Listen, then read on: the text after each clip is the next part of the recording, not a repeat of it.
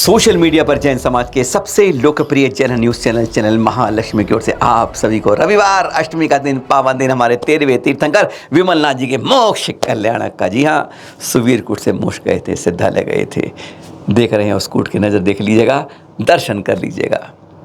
आज ही के दिन गए थे और कहते हैं इसकी निर्मल भावों से वंदना करते हो ना, 1 करोड़ पुरुषोत्त उपवास का फल मिल जाता है। 1 करोड़ पुरुषोत्त उपवास का निर्मल भाव होने चाहिए, ध्यान अंतरात्मा में होना चाहिए।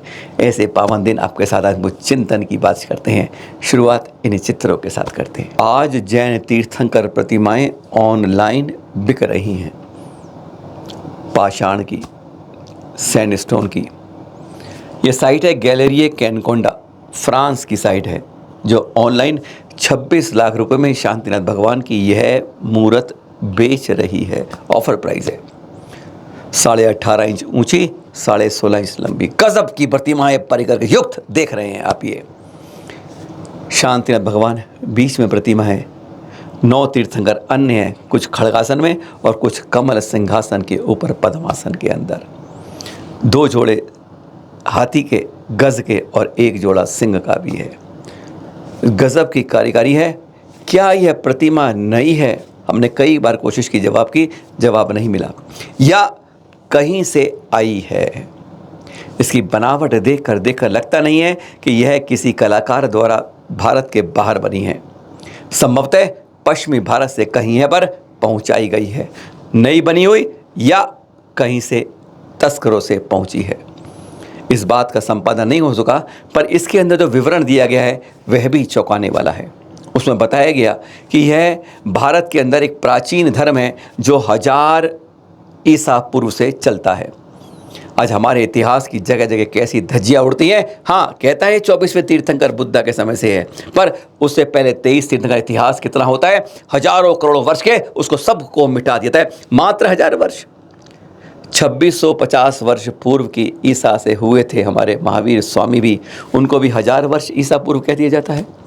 बहुत बड़ा वर्णन किया जाता है, तप त्याग के बारे में उनके गुण बताए जाते हैं। लेकिन हमारे इतिहास को इतना संकुचित हर जगह बाजार में किया जा रहा है, देश में नहीं विदेशों में भी उसी तारीख को फैलाया जा रहा है। कारण हम अपने को डिजिटली मजबूत नहीं कर रहे हैं, अपनी पहचान। अरे हमारे जो मुनिराज हैं, वंदनीय मुनिराज नहीं व्यवहार कर सकते, व्यवहार करते हैं और देशों में, लेकिन अपनी जानकारी तो हम हर जगह पहुंचा सकते हैं। ये समाज का कर्तव्य बनता है कि अपनी संस्कृति विरासत को किस तरह जगह जगह पर हर जगह पहुंचाना है। 2550वें निर्वाण महोत्सव महावीर स्वामी के में कम से कम इतना तो संकल्प हमें ले ही लेना चाहिए। गलत हमारी प्रतिमाएं इस तरह बेची जा रही हैं जिनका गलत उपयोग होता है, दुरुपयोग होता है। दूसरी तरफ हमारा जो विचार दिए जा रहे हैं, बताई जा रही है, वह भी हमें आधी अधूरी गलत जानकारी लोगों तक पहुंचाई जा रही है। बहुत विचित्र यह तस्वीर देख रहे हैं आप प्रतिमा की। आपने शायद ऐसी कहीं नहीं देखी। हाँ, जहाँ जहाँ जैन मंदिरों को बदला गया वहाँ जरूर आपको इस तरह की मिल सकती है। शिवलिंग के ऊपर चौमुखी तीर्थंकर प्रतिमा कब की है, कहाँ पर है, पहले कहाँ पर है? चेन्नई के इस म्यूजियम में है, बिल्डिंग नंबर 1 के हॉल नंबर 3 में है प्रतिमा। ये आज की नहीं है, 10, 20, 50 वर्षों की नहीं है। यह कुछ इतिहास इतना संकेत करती है जिस पर रिसर्च और खोज होना आवश्यक है। क्या हिंदू और जैन मंदिर पहले क्या एक होते थे, जैसा यह संकेत करती है? शिवलिंग के ऊपर तीर्थंकर का होना क्या उनके प्रभुत्व को बताता है कि तीर्थंकरों को भी शिवलिंग जैसे पूजने वाले मानते थे और चौमुखी उनके ऊपर रखे जाते थे? इसे कहा जाता है यह आंध्र प्रदेश के दावल पांडु जगह से प्रतिमा को लाकर किसी ब्रिटिश ऑफिसर ने उसे तब मद्रास के म्यूजियम में, जो अब चेन्नई म्यूजियम है, वहां पहुंचा दिया था। बहुत ही रोचक तथ्य इसके बारे में जानकारी निकलनी चाहिए उस जगह से कि क्या इतिहास है इस प्रतिमा का कि 2 संप्रदायों को, 2 धर्मों को मिलाकर इसका रूप बना है।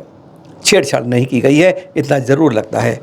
पर शिवलिंग के ऊपर चतुर्मुखी तीर्थंकर प्रतिमा क्या आभास देती है, क्या संस्कृति की बात पहचानती है, क्या उस समय दोनों धर्मों के बीच में समन्वय की बात करती है? दोनों अलग अलग धर्म हैं, दोनों की विचारधाराएं अलग हैं। एक ईश्वर को मानता है और एक कहता है ईश्वर परमात्मा हमारे भीतर है, आर आत्मा परमात्मा बन सकती है। वो कहते हैं परमात्मा के ही सारे शिष्य। दोनों में थोड़ा सा अंतर भी है, रास्ता अलग अलग है दोनों का। पर क्या दोनों धर्मों की यह क्या संकेत करती है प्रतिमा ये बहुत बड़ा रोचक खोज का विषय है। तमिलनाडु के त्रिची के पास अरियूरू डिस्ट्रिक्ट के कुटूर गांव से अब ये दृश्य देख रहे हैं आप, जहां पर 3-4 लोग पहुंचे। पूरे ज़िले में कोई जैन नहीं रहता है, इतिहास याद करते हैं। बड़ा गर्व होता है ना अपनी संस्कृति पर, लेकिन बचाने वाले हम बचा नहीं पाते हैं। यह बहुत शर्म की बात भी महसूस होनी चाहिए। इस कुटूर गांव नहीं, पूरे अरियूरू डिस्ट्रिक्ट के अंदर तमिलनाडु में कोई जैन भाई नहीं रहता है। यह प्रतिमा पता कब की है? तो देख रहे हैं 8वीं-9वीं सदी की लगती है। आज से 1100-1200 वर्ष प्राचीन प्रतिमा यहाँ खेत के अंदर है, एक पेड़ के नीचे है। 5 फुट ऊंची और 3 फुट के लगभग इसकी चौड़ाई है।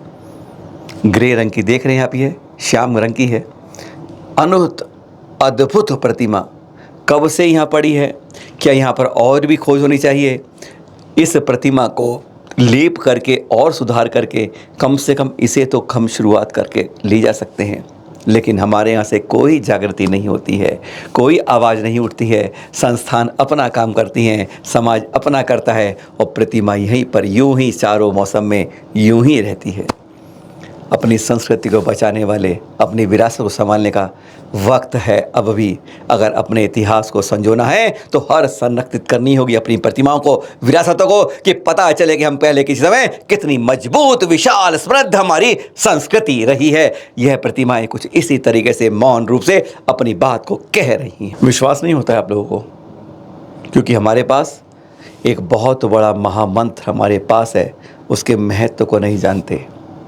अजैन जानते हैं। दिल्ली की एक मस्जिद है ना, वहाँ पर एक मौलवी पता क्या करते हैं? जब किसी को ताबीज़ देते हैं तो पहले नमोकार और मंत्र बोलते हैं मन में, उनके सामने नहीं, और ताबीज़ के अंदर लिखकर नमोकार महामंत्र देते हैं। लेकिन हम रोज़ जपने वाले, कहने वाले, समझने वाले, माला पहनने वाले, जाप करने वाले उसका महत्व अभी तक नहीं समझ पाए हैं। किस तरीके से उसकी माला जपनी चाहिए, यह बात संकेत करती है। देखो, जब यहाँ श्री राम कथा होती है ना, तब भी देखिए कैसे वहाँ के जो पंडित हैं हिंदू संप्रदाय के, वह शुरुआत उस श्री राम कथा की भी, रामायण की भी, रामायण की किस तरह करते हैं देख रहे हैं आप। एक बार सुन भी लीजिए, गर्व होगा आपको। नमोकार महामंत्र पर सुनिए जरा। आँखों को तारा इस महामंत्र का जाप करो, जल थल से मिले किनारा के। नमो हरिहंतारम, नमो सिद्धारम, नमो आयर्याणम, नमो वृद्धायाणम, नमो लोये सर्वसाहुनम, नमो लोये सर्वसाहुनम। येषु पंचदत्तारो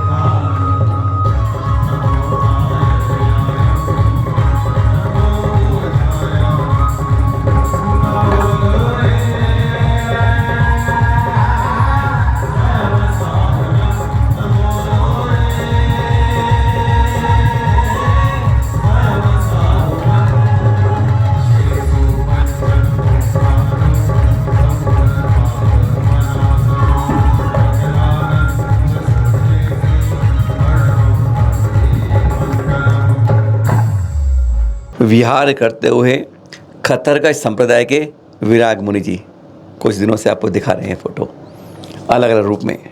गर्मी भीषण पड़ रही है, अरे धरती तप रही है, आप कहें धरती जल रही है। ऐसे में उपवास के साथ बस परसों इनके 150 उपवास की माइलस्टोन भी छू जाएगा। 1000 वर्ष का खत्तरगढ़ के इतिहास के अंदर यह एक स्वर्ण अक्षरों से एक नई गाथा रची जा रही है। 150 वर्ष विहार, सब कुछ क्रियाएं चल रही हैं। ऐसे संत होते हैं जैन संत, जिनके बारे में पूरा विश्व उंगली दबाता है, आश्चर्य करता है। फिर मिलेंगे आपके साथ कुछ नए प्रसाद। सादर जय जिनेन्द्र।